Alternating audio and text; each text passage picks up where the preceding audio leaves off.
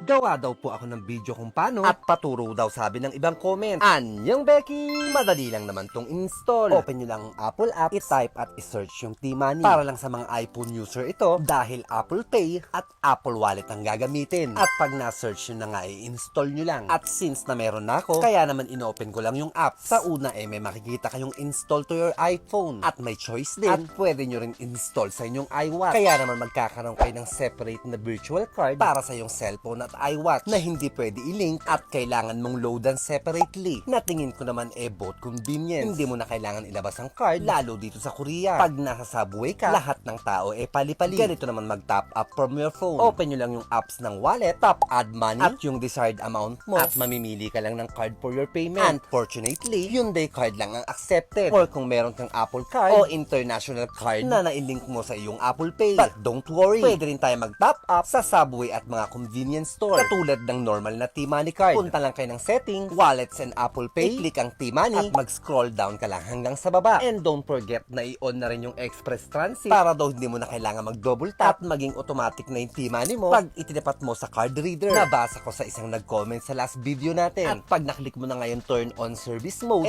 pwede kang mag-tap at magpa-load sa mga convenience store dito sa South Korea, sa mga reloading machine na nasa subway, at kung saan pa pwede mag-load yung normal na T-Money card natin dati. Ayun lang at sana nakatulong. Enjoy hassle-free sa pagkukommute at mag-ingat palagi. Annyeong! Love, love!